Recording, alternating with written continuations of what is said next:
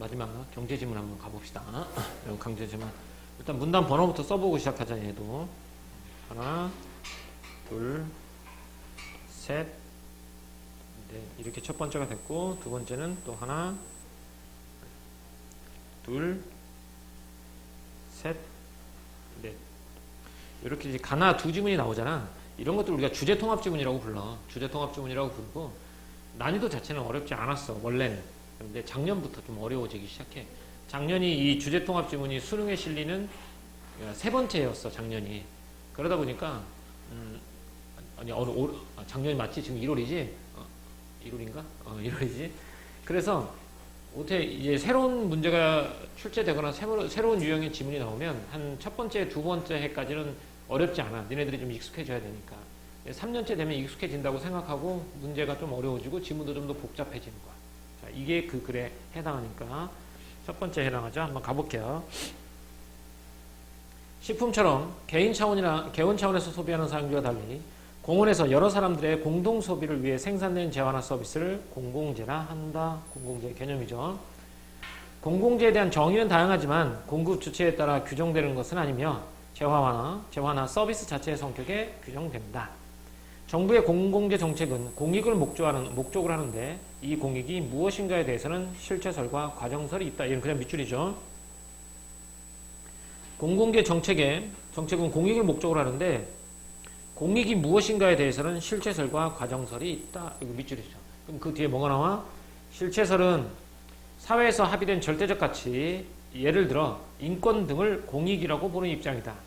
과정설은 공익과 특정 실체 연결을 부정하고 공익을 발견해 나가는 의사결정 과정에서의 적절한 절차를 중요시한다. 이렇게. 여기서는 공공재가 무엇이고 정부의 공공정책 중에서 공익을 바라보는 관점 두 가지, 실체설과 과정설로 보고 있다. 이렇게. 다음 가볼게요. 어떤 공익이 다른 공익과 서로 공존하기 어렵거나 적절한 절차를 거치더라도 대립되는 의견이 서로 대등할 경우 정책 딜레마에 빠지기 쉽다. 정책 딜레마는 비교 불가능한 가치나 대안에 대해 어느 하나의 대안을 선택하면 선택되지 않은 대안이 주는 기회 손실이 크기 때문에 선택이 곤란한 상황을 말한다. 이게 정책 딜레마 상황이에요. 이런 상황이 지속될 경우 정책 집행의 지연이나 논란이 심화되어 사회 전체의 비용이 증가한다. 그래서 정부는 정책 딜레마 상황에서 벗어날 수 있는 방법을 꾸준히 탐색해 왔다라고 말했죠. 여기 내용은 밑줄은 어디가 되겠니?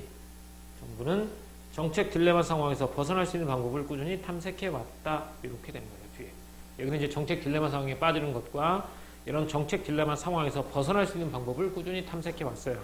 합리 모형을 했으니까 그냥 네모칠게요. 합리 모형은 정책 목표와 수단 사이에 존재하는 인과관계의 적절성 등을 확보하여 딜레마 상황에서 최적의 대안을 선택할 수 있다고 설명한다. 충분한 시간, 예산, 정보 등이 의사결정자들에게 주어지면 모든 가능한 대안을 검토할 수 있으므로 합리적으로 결정할 수 있다는 것이다. 다음, 만족모형은 합리모형이 전제하는 상황은 오지 않기 때문에, 합리모형에서 전제하는 상황은 오지 않기 때문에 최적의 수준의 결정보다는 만족할 만한 수준에서의 결정을 강조한다. 선택 상황에 놓인 의사결정자들의 신속한 결정은 그 결정의 도덕적 속성이나 논리적 속성과는 무관하게 정책 결정의 불확실성을 제거하여 사회에 긍정적으로 작용한다고 본다. 어떤 결정을 하든지 능률적인 방안으로 자원을 배분할 수 있는 시장의 역할을 기대하는 것이다. 라고 해서 두 가지 모형이죠. 밑줄 따로 그을 건 없을 것 같아요. 밑줄을 그자면 두 개를 그어야 되는데 그어볼까 그러면? 안 그어도 되는데 그럴 거면 이거 얘는 이렇게 그럼 밑줄이 많아지잖아. 많아지니까 이렇게 뭐 그어도 되긴 하겠다만 그냥 네모 두 개 쳐놓는 게 더 깔끔한 것 같아요. 자, 다음 정책 딜레마의 지속은 사회 전체의 비용을 급격히 증가시킨다. 충분한 예산과 정보가 갖춰질수록 검토해야 할 시간은 무한대로 늘어나기 때문에 현실에서는 딜레마의 지속으로 인한 비용 역시 대폭 증가한다. 이런 점에서 만족모형은 주어진 시간과 예산이 부족하여 어쩔 수 없이 받아들이는 결정이 아니라 딜레마 상황의 지속에 빠지지 않으려는 의사결정자들의 전략으로 채택될 수 있다라고 했죠. 여기서는 만족 모형의 의의가 되겠죠. 이렇게 정리가 됐습니다. 자, 길이가 짧죠? 짧으니까 쉽게 할 수 있어. 다시 가볼게요. 앞에서는 이제 공공재 개념에 대해 설명했고요. 정부의 이제 공공재 정책은 공익을 목적으로 하는데 그 공익을 무엇으로 볼 것이냐에 따라서 실체설과 과정설에 대한 설명이 여기 나와 있고요. 또 정책 딜레마 상황에 빠질 수 있어요. 이때 정부는 정책 딜레마 상황에서 벗어날 수 있는 방법을 꾸준히 모색했는데 첫 번째가 합리 모형, 두 번째가 만족 모형인 거야. 이거에 대한 설명 여기 나와 있고요. 여기서 만족 모형은 주어진 시간과 예산이 부족하여 어쩔 수 없이 받아들이는 결정이 아니라 딜레마 상황의 지속에 빠지지 않으려는 의사결정자들의 전략으로 채택될 수 있다. 이렇게 됐죠? 자, 그러면 이것과 관련된 문제 풀어볼 텐데 이렇게 주제통합 지문에 나온 첫 번째 나오는 문제는 다 대부분이 논지 전개 방식입니다. 이렇게. 자, 가봅시다. 방금 읽었죠? 정부, 가장 적절한 거예요. 가된 설명으로. 정부와 사회의 사회작용을 바탕으로 공공재와 사용재의 적절한 조화가 이거 아니지? 이거 우리 뭐에 대해서 말했어요? 공익정책의 방향이죠. 정책 딜레마를 해결할 수 있는 방향에 대해서 설명하고 있어요. 얘는 틀렸고요. 그 다음에 나오고 4번 모두 정책을 평가할 수 있는 방법에 대한 논의하면 정책 결정의 모형의 장단점, 합리 모형과 또 장단점 아니죠? 그 정책을 평가할 수 있는 방법도 아니었죠. 딜레마를 해결하는 방법이겠죠. 다음 하나 모두 정책 결정 시 고려해야 할 요소를 분석하여 정책 효과의 극대화 여부 판단. 얘도 아니죠? 틀렸네요. 그럼 답은 2번 아니면 3번이 되겠죠. 이렇게 둘 중에 하나가 됩니다. 자, 다음 갑시다. 가를 이해한 내용으로 적절하지 않은 것 같아서 사실적 사고 내용이 시작. 여기서 키워드가 본문에 어디 있는지 보는 거야. 키워드 한번 찾아볼까요? 첫 번째 문단. 정책이 추구해야 할 목적으로 사회적으로 하면 절대적 가치를 중시하는 건 실체설이다. 실체설 체크요. 실체설 키워드예요. 첫 번째 문단에 나와 있었죠. 과정설은 두 번째 키워드입니다. 다양한 이해가 존재하는 사회에서 공공재 정책을 둘러싸고 다양한 의견이 존재할 수 있다. 공공재 정책과 관련된 거죠. 공공재 정책, 다양한 의견이 존재할 수 있다. 찾아보면 되겠고, 마을에서 운영하는 도서관이 모든 시민이 함께 이용하는 공공재의 개념이니까 얘도 첫 번째 문단에 나와 있겠죠. 공익의 실체가 분명하고 정부의 관료들이 준수해야 할 적절한 절차가 있으면 정책 딜레마 상황은 놓이지 않는다. 정책 딜레마니까 이거 두 번째 문단이죠. 자, 넘겨가서 풀어보세요. 키워드 찾고.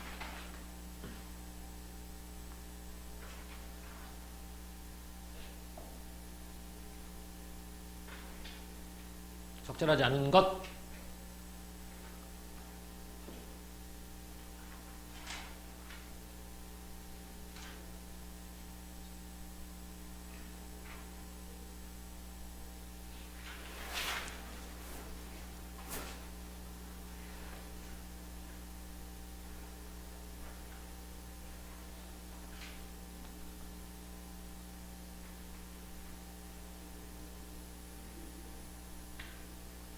자, 몇 번? 상도 몇 번이야?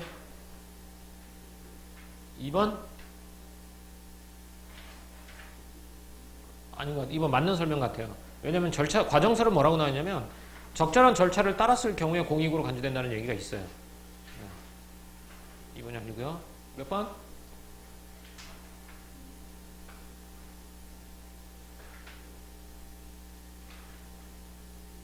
이거 봐봐. 이게 답이 5번인데요. 공익의 실체가 분명하고 이게 실체설이거든요. 그죠?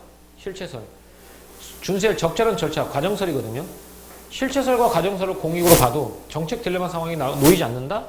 나와 있는데 여기 보면 두 번째 문단 볼게요. 어떤 공익이 다른 공익과 서로 공존하기 어렵거나 적절한 절차를 거치더라도 뭐 할 수 있다고? 정책 딜레마에 빠지기 쉬워요. 그래서 답이 5번이에요. 정책 딜레마에 빠지기가 쉽다라고 나와 있죠. 답이 5번입니다. 그러니까 절차를 거치더라도 빠지기 쉽다라고 나와 있는데 문제는 뭐라고 나와 있어? 적절한 절차를 있다면 정책 딜레마 상황에 놓이지 않는다라고 했잖아요. 틀렸죠? 답 5번입니다. 오케이? 그 다음에 무리하면 67번 문제도 풀 수는 있어요. 왜냐면 기억률의 입장에서 나를 이해하는 것이잖아. 중요한 건 입장이거든요. 그래서 무리만 하면 얘도 풀 수 있을 것 같은데 무리하지 말고 낙을 한번 읽어보자. 마지막에 어휘 문제는 뭐 중요한 거 아니니까. 자, 낙을 한번 읽어볼게요. 자, 이 글이 조금 어렵습니다. 자, 갈게요. 지방정부는 자주적 재원인 지방세원 이외에도 중앙정부로부터 재정 지원을 받아 해당 지역에 공익 실현을 위한 공공재를 제공합니다.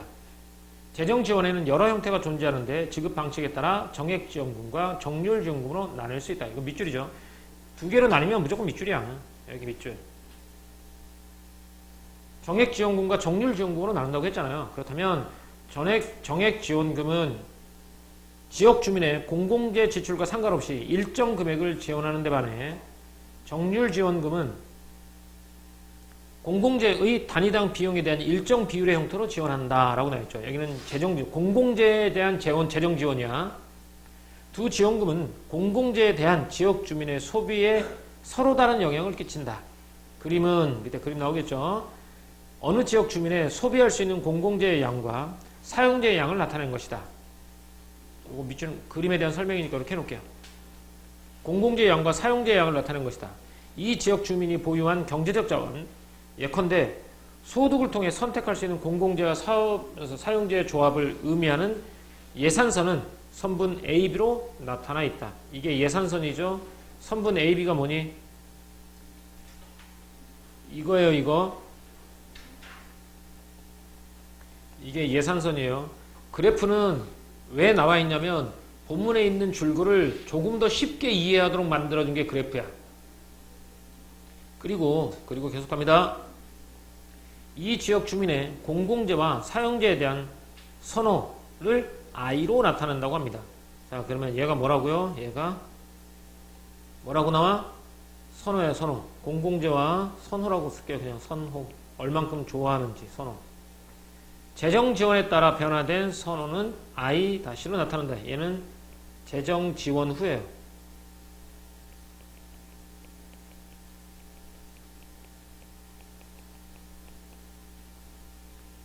자, 다음.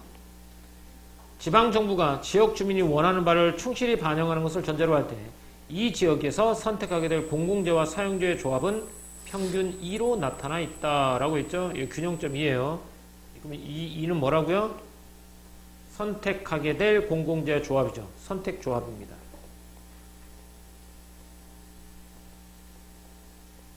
그리고 Q는 뭐가 되고 공공재가 되고요. P는 뭐가 되냐면 얘는 사용재가 됩니다. 이렇게. 근데 이 그래프에 대한 설명을 좀 할 거야. 좀 길어지더라도 들어보도록 하세요. 이 그래프가 이런 모양의 그래프가 처음 나오는 게 아니라요. 되게 자주 나와요. 이런 그래프는. 이런 그래프가 자주 나오는데 일단 이 그래프 자체를 이해해 줄게요. 이런 그래프를 어떻게 이해하는지 봅시다. 여기는 사용재입니다. 여기는 공공재예요. 그렇죠? 이걸 우리가 무슨 선이라고 하냐면 예산선이라고 부르죠. 예산선이라고 부르고 다른 말로는 예산제약선이라고 불러요. 예산제약선. 제약이라는 얘기는 더 이상 하지 못하게 하는 것이잖아. 내가 가지고 있는 예산이 제약하는 선이에요. 그러니까 이런 건 어떻게 하냐면 내가 100만 원을 가지고 있어요. 재화가 2개밖에 없어요. 공공재하고 사용재 2개밖에 없다고 치는 거야. 민서가 지금 100만 원이 있어. 이 100만 원을 공공재에다 하나도 안 쓰고 다 사용재에다 쓴다면 여기까지 쓸 수 있어요. 100만 원을 쓸 수 있는 게. 그러면 여기 점은 어떤 점이냐면 사용재는 최대고요. 공공재는 빵인 지점이에요. 맞지? 그런데 100만 원 가지고 나 사용재 하나도 안 쓸 거야. 다 100% 공공재만 쓸 거야. 그러면 사용재는 빵이 되고요. 공공재는 요만큼 B가 될 거야. 지원이 없었을 때. 그렇지? 근데 이렇게 선택하는 사람이 누가 있겠어? 공공재 이만큼, 사용재 이만큼, 또 공공재 이만큼, 공공재는 요만큼이겠죠? 사용재는 더 많이. 수많은 조합들이 있겠지? 그 조합을 연결한 선이 예산선이죠. 즉 예산선이란 내가 가지고 있는 돈으로 두 재화를 살 수 있는 조합들을 연결해 놓은 게 예산선이죠. 그러면 상두야, 요 바깥의 건 선택할 수 있어 없어? 예산 제약선 바깥의 건 선택할 수가 없어요. 내 예산이 제약되어 있기 때문에. 이게 예산선이라는 얘기야. 그러면 여기에 동그라미 이렇게 반원으로 된 것, 이거 돼 있죠? 이걸 우리가 여기서는 그냥 뭐 선호라고 말을 했는데 이런 선을 부르는 명칭이 따로 있어요. 얘를 뭐라고 부르냐면 무차별 곡선이라고 불러요. 무차별이라는 얘기는 차별이 없다는 얘기야. 똑같다는 얘기야. 차이가 없는 곡선이야. 그럼 무차별 곡선은 뭘 나타내냐면 여기서 선호라는 말을 썼잖아요. 실은 선호라는 말 대신에 이런 말들을 더 많이 씁니다. 효용이라는 얘기는 다른 말로 바꾸면 만족감입니다. 즉 무차별 곡선은 만족감의 선이에요. 자, 이런 거야. 왜 무차별 곡선 설명해 줄게. 이 선분 안에는요, 이 곡선에는 수많은 점들이 있을 거잖아. 이 점들의 만족감의 크기는 똑같은 애들이야. 만족감의 크기가 똑같은 애들을 연결한 선이 바로 무차별 곡선이야. 그러니까 다시 한번 얘기해 보면 여기서 느끼는 만족감하고 여기서 느끼는 만족감하고 여기서 느끼는 만족감하고 똑같아. 알겠지? 그리고 이 만족감의 크기는 여기서 멀어지면 멀어질수록 크다가 되는 거야. 만족감의 크기가. 그러면 최소한 이 무차별 곡선이 최소한 바깥쪽에 있는 걸 골라야 되겠지. 자, 봐. 이게 최대한 0점에서 멀어진 걸 골라야 되겠지. 근데 내 예산선이 여기란 말이야. 내 예산선이 처음에 여기인데 이게 예산선인데 여기서 고르는 멍청한 짓을 하겠어? 그래서 최대한 할 수 있는 부분이 어디야? 여기가 되는 거야. 그리고 여기서는 내가 느낄 수 있는 만족감이 가장 큰 지점에 사용제와 공공재의 조합이 되는 거야. 이렇게. 이게 무차별 곡선이고 지금 여기서 설명한 게 여기서 설명한 거야. 그리고 다시 한번 읽어봐. 자, 다시 한번 읽어보면 여기서만 읽어볼게. 예산선은 선분 AB로 나타나는데 이 지역 주민이 공공재 사유되는 선택이야. 선택은 이 선으로 나타나는 거야. 그리고 재정 지원을 하게 되면 재정 지원을 하면 나한테 돈이 더 생기는 거지. 그러면 예산 제약선 바깥의 건 원래 선택하지 못했던 것들을 선택할 수 있게 되잖아. 그래서 선분이 이렇게 이동하는 거야. 그리고 이는 이 지역에 선택하게 될 공공재와 사용재의 조합이 여기가 되겠죠. 사용재와 공공재의 조합. 이 그래프가 이런 그래프입니다. 그래서 앞으로 이런 그래프가 나오면 예산 제한선이라고 불러요. 원래는 이렇게 어떻게 나타나는 거냐면 이런 걸 나타낼 때 가장 먼저 이렇게 생각하면 돼요. 자, 세상에는 김밥하고 라면 두 개밖에 없어요. 그죠? 김밥하고 라면이 두 개 있는데 내 예산이 100만 원이에요. 100만 원을 라면을 하나도 안 사고 김밥만 산다면 김밥을 이만큼 살 수 있어요. 라면은 이만큼이고요. 반대로 라면을 이만큼 사면 김밥을 하나도 못 사요. 그래서 예산선의 이것들은 뭐냐? 라면과 김밥의 조화를 나타낸 수많은 선들이에요. 그 중에서 라면을 좋아하는 애들은 라면 쪽으로 좀 더 가깝겠죠. 그래서 여기가 이렇게 만들어질 거야. 무차별 곡선이. 근데 김밥을 좋아하는 애들은 이쪽으로 만들어지겠지. 어쨌든 간에 0점에서 멀어지면 멀어질수록 더 만족감이 큰 거야. 그걸 말하는 거야, 이게. 자, 여기는 이게 예산 제약선과 무차별 곡선의 효용 곡선, 즉 여기서는 선호 곡선이라고 말하겠죠? 이렇게 설명하고 있어요. 이 그래프는 앞으로도 되게 잘 나올 거야.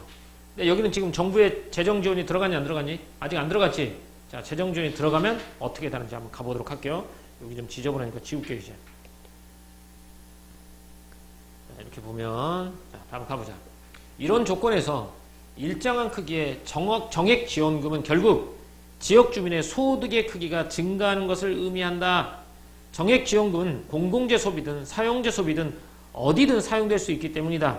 그래서 이 정액 지원금을 받은 후에 예산선은 원래 예산선이 바깥쪽으로 평행 이동이 만들어진 JK가 된다라고 했죠. 그럼 이 JK가 뭐가 되겠니? 무슨 지원금을 받았을 때야? 정액 지원금을 받았을 때가 되는 거야. 정액 지원금. 자, 정부에서 알았어, 니네 공공재 많이 쓰도록 해. 그래서 공공재에다 쓰라고 돈을 더 준 거야. 그치? 그런데 그 돈을 꼭 공공재에다만 쓸 필요 있어 없어? 없지. 사용재에다 쓸 수 있지. 그래서 돈으로 받으니까 원래 100만 원이었는데 정부에서 20만 원을 더 준 거야. 그러니까 사용재도 100만 원 이만큼이었는데 20만 원만큼 더 쓸 수 있어. 공공재도 덜 쓸 수 있어. 그래서 나의 예산선이 어떻게 돼? 이렇게 수평 이동해버리는 거야. 살 수 있는 게 이렇게 돼. 이게 무슨 지원금? 정액 지원금이야. 일정한 금액의 돈을 지급해 주는 거지. 정액 지원금. 자, 그림에는 정액 지원금을 받은 후에 규정점이 이 B로 나타나기 때문에 여기 이동하겠죠. 그러면 이거 더 바깥에 있는 걸 선택해야 되니까 가장 바깥에 있는 거 얘가 선택하게 되겠죠. 그래서 균형점이 여기와 여기로 이렇게 만나게 되니까. 이론적으로 정액지원금은 지역 주민의 소득 증가와 동일한 효과를 내기 때문에 각 지역의 기본적 재정 기반을 보호하는 것과 동시에 지역 간 재정 격차를 조정할 수 있다라는 거죠. 여기는 뭐에 대해서 정액지원금을 줬을 때 나타나는 현상이 되겠죠. 그러면 이제 정액지원금 나왔으니까 그 다음에 뭘 지원해줘야 되겠니? 앞에 넘겨봐야지. 지원금이 두 개잖아. 정률 지원금에 대해서 나오겠지? 자, 정률 지원금 갑니다. 이 그래프 머릿속에 봐. 니네 보고 있으면서 봐. 한편 정률지원금은 공공재 공급 보조율에 따라 예산선의 기울기를 변하게 한다라고 해서 여기는 정률지원금이야. 정률지원금이라는 뭐냐면 일정 비율로 지원금을 준다는 거야. 공공재를 사용하는 사람들한테 네가 공공재 사용하면 거기다 10%의 비용을 지원해 준다는 얘기야. 그럼 원래 100만 원짜리 공공재가 내가 20만 원을 지원받으면 그게 얼마가 되는 거니? 80만 원이 되는 거지. 그러면 그래프를 좀 더 보고 설명해 줄까? 이거 읽어보고 다 봐. 그림에서 원래 예산선은 선분의 AB였어요. 원래 선분의 AB였는데 정률지원금으로 인해 예산선은 선분 AG로 변하게 됩니다. 이렇게 변하게 돼요. 이렇게 정률지원금이 지급되면 그 지역이 선택하게 되는 균형점은 EM으로 가게 되죠. 이 선이 이렇게 됩니다. 그죠? EM이 된다. 이 경우 그 지역이 선택하는 공공재의 양이 증가되는 것으로 나타나 있다. 결국 가격 보조의 의미를 갖는 정률지원금은 지방정부가 더 많은 공공재를 생산하도록 유도하는데 정액지원금보다 더 효과적이라는 걸 알 수 있다라는 거야. 여기서 이제 가격 보조라고 나와 있잖아. 그 가격 보조가 정률지원금이 뭐냐면 이렇게 생각하면 돼. 사용재는 쓰는 것은 정부가 터치를 안 해. 근데 공공재를 쓰잖아? 그럼 10%를 깎아주는 거야. 그럼 내가 쓸 수 있는 공공재 양이 어떻게 되겠니? 더 늘어나지. 그래서 사용재 양은 안 늘어나는데 공공재 양은 늘어나는 거야. 이 정도면 거의 그래프가 50% 준 거야. 원래는 공원을 들어갔는데 입장료가 1,000원이었는데 정부에서 지원금을 해주는 거 50%를 지원해 주는 거야. 그럼 공원을 얼마에 갈 수 있는 거니? 500원을 갈 수 있지. 그러니까 내가 공원에 갈 수 있는 게 몇 번까지 갈 수 있다는 거야. 이제 그 전에 2배로 갈 수 있다는 거야. 그래서 내가 공공재 사용을 2배로 늘릴 수 있다는 거지. 늘릴 수 있다는 거지 100% 다 늘리는 건 아니지. 이렇게 되면 그래프가 이렇게 누워버려요. 그래서 내가 여기서 예산 제약선이 멀어지는 거니까 여기에 있는 지점을 선택할 수 있게 되는 거지. 얘는 더 이상 늘릴 수 없잖아. 사용자에 대한 지원금을 안 늘리니까 이렇게 되는 거야. 요 그래프가 이 그래프가 돼요. 조금 이해가 돼요? 이렇게. 그러니까 쉽게 말하면 다시 한번 얘기해 볼게요. 아까 처음 했던 것처럼 해보자. 자, 봐봐. 여기가 라면이고 여기가 김밥이에요. 그지? 내가 소득이 100만 원이었어요. 근데 20만 원 보조돼. 120만 원이 되죠? 그럼 김밥도 더 사 먹을 수 있고 라면도 더 사 먹을 수 있어요. 그래서 이걸 뭐라고 불러요? 정액지원금이죠.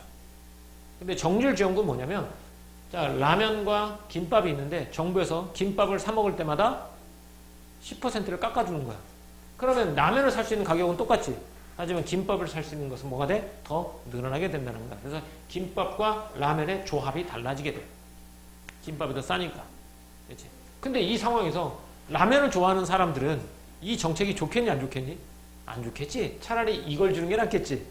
근데 김밥을 좋아하는 사람들한테는 어때요? 이게 아주 좋은 정책이 될 수 있지? 이렇게 되는 거야, 이게. 그러니까 여기서 말하는 정부에서도 뭐라고 하냐면 공공재, 그러니까 지방한테 재정지원금을 줄 때 지방한테 내 공공재를 좀 많이 만들어내 라고 말할 거면 사람들이 공공재를 더 많이 쓰게 만들어야 되잖아. 쟤는 안 쓰고 얘를 더. 그래서 뭘? 정률지원금을 주는 거야. 그럼 사람들이 공원을 막 가기 시작해. 그러니까 지방정부에서 이봐 이런 공원 자주 가는데 그럼 공원 하나 더 만들어야 되겠다. 공원 하나 더 만들 수 있다는 거지. 이렇게 된다는 거죠. 자, 요게 정액지원금과 정률지원금에 따른 예산선의 변화와 선호곡선, 무차별 곡선의 변화를 나타낸 것이야. 자, 다음. 그래서 마지막에 나와 있는 게 가격보조의 의미를, 가격보조, 가격을 깎아주는 거. 갖는 정률지원금은 지방정부가 더 많은 공공재를 생산하도록 유도하는데 정액지원금보다 더 효과적이라고 할 수 있다라는 거지. 정부에서 그 지역에 사는 사람들한테 공공재를 많이 쓰게 하고 싶으면 정액지원금보다는 뭘 주는 거야? 정률지원금을 주는 거야. 정액지원금을 주면 그 사람들이 공공재를 더 늘리기도 하겠지만 사용재도 늘리거든, 똑같이. 그래서 정률지원금이 더 효과적이라고 하는 거죠. 자, 다음. 앞서 언급했듯 이론적으로는 정액지원금이 지역 주민의 소득 증가와 동일한 효과를 갖는다. 소득 증가와 동일한 효과를 갖죠? 20만 원씩 보조해 준다고 치면. 실증 연구에 따르면 정액지원금이 교부되었을 때가 직접적으로 소득이 증가했을 때보다 이거야. 내가 원래 100만 원을 버는데 내 소득이 120만 원 늘었어. 이럴 때보다 정부에서 20만 원을 지원해 줄 때 공공재 추가적 생산을 더 촉진시킨다라는 거야. 그러면 지원금을 받으면 공공재를 더 많이 사는데 이러한 현상을 뭐라고 한다? 끈끈이 효과라고 한다. 이렇게. 따라서 어떤 정책이 공익실현의 목적에 더 적합한 것에 대한 의사결정자들이 서서는 숙고할 수밖에 없다라는 거죠. 그래서 어떤 정책을 필까 이걸 고민하게 되는 거죠. 자, 나 다시 한번 정리해 볼게요.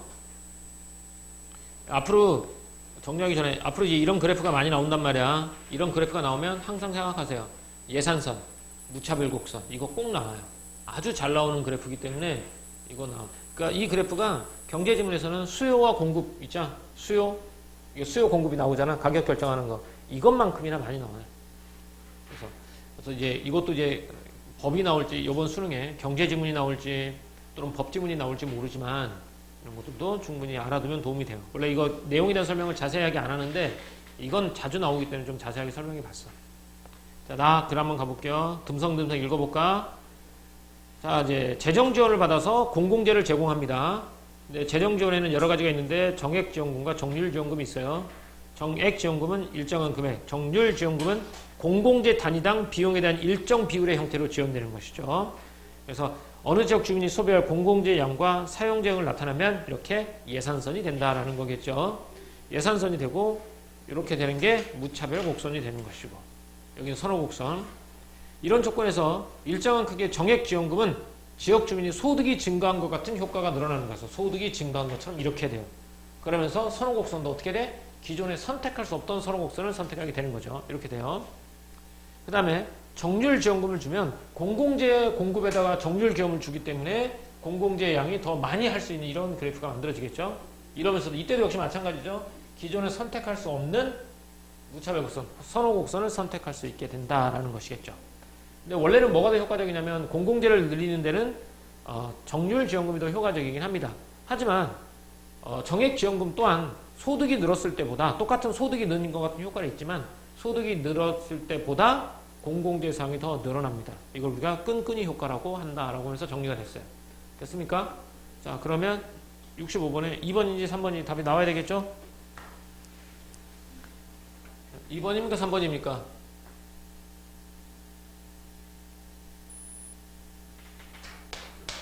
자, 상도 몇 번? 몇 번? 예이씨! 내 기껏 설명했더니 중앙정부와 중앙용 차이점 왜 나와, 여기는? 정률 지원금이냐, 정액 지원금이냐에 따른 공공재 생산에 미친 영향이잖아. 그 헛는 걸 써온다. 내가 왜 읽은 거니, 글? 3번. 자, 다음.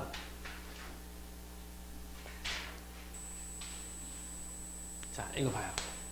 가의 기억과 니은의 입장이라고 했죠? 자, 기억은 누구죠? 뭐죠? 여기다 써야지. 기억은 뭐니? 뭐야? 합리모형. 니은은 뭐죠? 만족모형이지. 그러면 합리모형을 먼저 봐. 읽어봐. 합리모형 앞에서. 본문에서 합리모형을 읽어봐. 합리모형 뭐냐면 충분한 예산, 충분한 시간, 충분한 정보만 주어진다면 완벽한 뭐를 만들어낼 수 있다? 정책을 만들어낼 수 있다. 정책 딜레마를 그렇게 하면 해결할 수 있다. 이게 합리모형이야. 맞아? 자, 그거에 대한 선거를 적절하지 않은 것이야. 중앙정부의 정책 목표가 무엇인가에 따라 지원금 지역 방식을 달리하는 수단을 사용할 수 있기 때문에 정책 딜레마 상황에서도 의사결정자들은 최적의 대안을 찾는다. 맞아 안 맞아? 최적의 대안을 찾는데 못 찾는데. 본문을 봐. 합리모형에서는 걔네들이 주장한 건 최적의 대안을 찾을 수 있다 이거지. 뭐만 있다면 시간과 정보와 예산만 있다면 만들어낼 수 있다 이거야. 맞죠? 중앙정부가 지원금 지급 방식에 따른 효과에 대한 충분한 정보를 가지고 있지 않다면 딜레마 상황이 지속되더라도 시간과 예산을 추가로 투입하여 정보를 수집한다. 합리모형 뭐가 있다면 정보와 시간과 예산만 있다면 완벽하다고 했지. 근데 충분한 정보를 가지고 있지 않아. 그럼 뭐해? 시간과 예산을 추가로 투입해서 정보를 수집해야 되겠지. 수집해야 되는 거 맞지? 맞죠? 이게 합리모형입니다.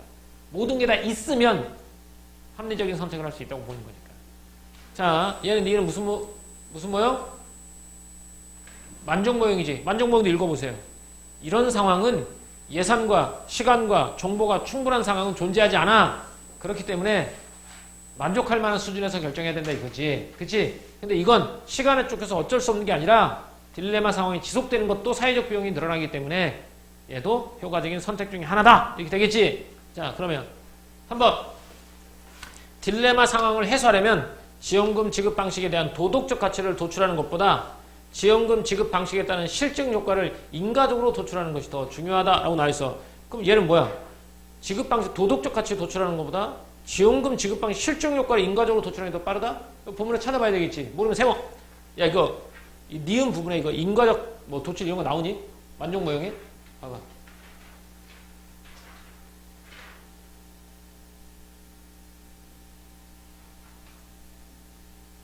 나오니?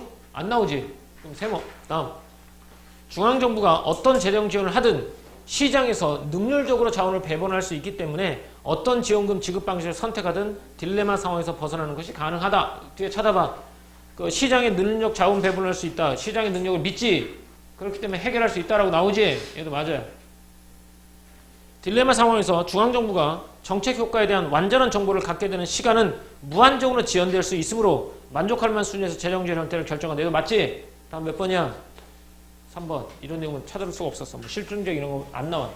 그러니까 이런 문제가 항상 이건 원래는 이제 사회나 이런 경제지문보다는 인문지문에서 많이 나오게 되는데 말하는 사람의 입장이 제일 중요한 거야. 나보다는. 그래서 선생님도 아까 얘기했잖아. 좀 무리한다면 이것만 가지고 답을 충분히 풀 수 있다고. 실제로도 이 기억 내용만 가지고 답을 풀 수 있어요.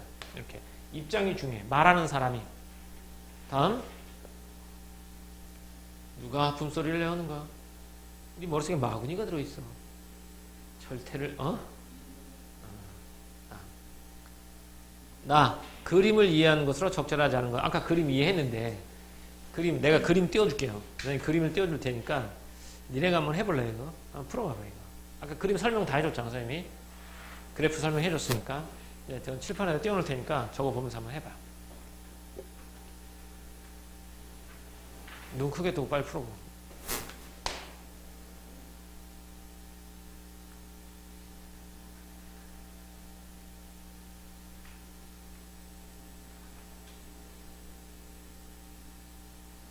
사용자 소비가 어디야?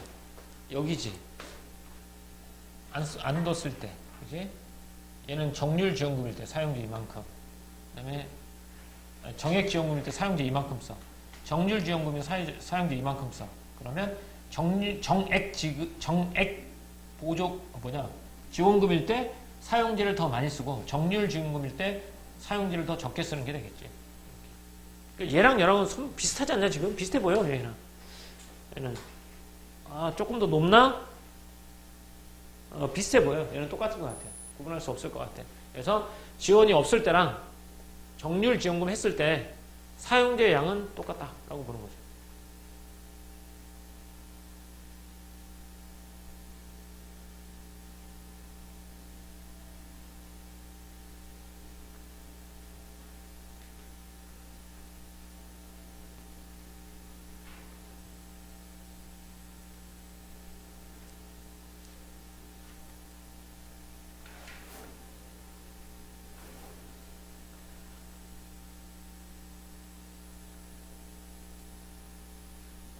상구 답 나왔어? 오, 상구 멋진데. 몇 번이야?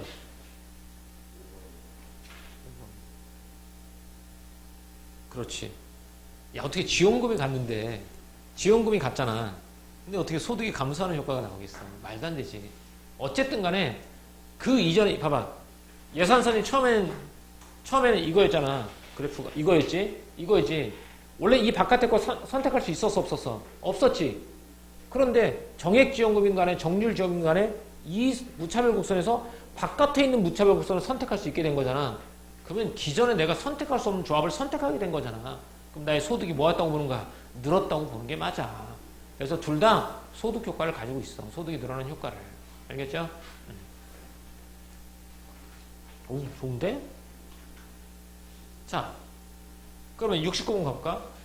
항상 이런 사례 문제가 나오잖아요. 이런 문제가 나오면 이 보기 박스를 보고 이 보기 박스의 내용이 본문에 어디에 해당하는지 먼저 보는 거야.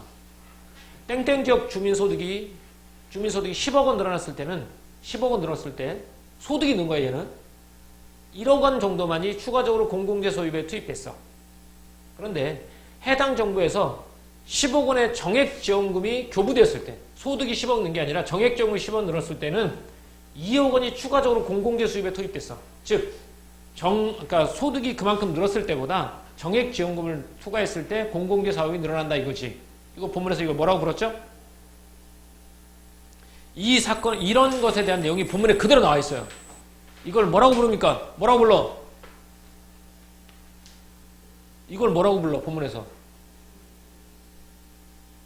정액지원금을 했을 때보다, 아니, 소득은, 원래 정액지원금은 소득이 늘어나는 효과를 주잖아. 똑같잖아. 근데 소득이 늘어난 것보다 정액지원금을 지원하잖아? 공공재 수비를 더 늘린다니까? 이걸 본문에서 뭐라고 하게? 본문을 봐야지 답이 나오지? 그래, 그 끈끈이 효과야, 끈끈이 효과. 그럼 끈끈이 효과가 맨 마지막에 나와 있었지? 그러면 여기에서 끈끈이 효과에 해당하는 내용을 찾아보는 거야. 본문에서 끈끈이 효과는 뭐냐? 소득이 늘어나는 것보다 그만큼의 정액지원금이 나가면 뭐 할 수 있다? 공공재 사용이 더 늘어난다 이거야. 소득이 늘어난 것보다 정액지원금을 줬을 때.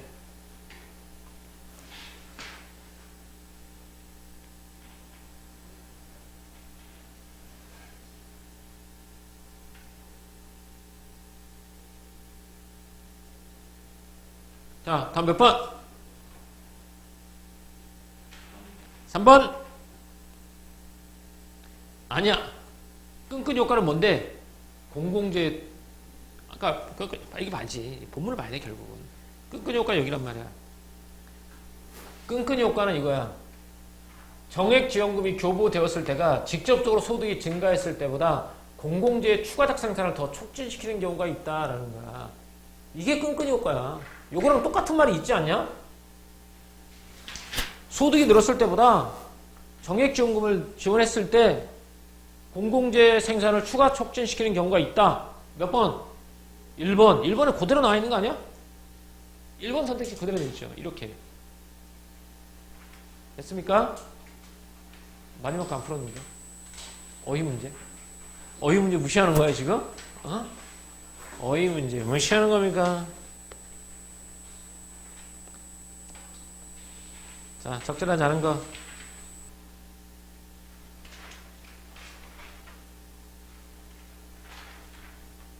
1, 2, 3, 4번 중에 어색한 거 하나 있죠?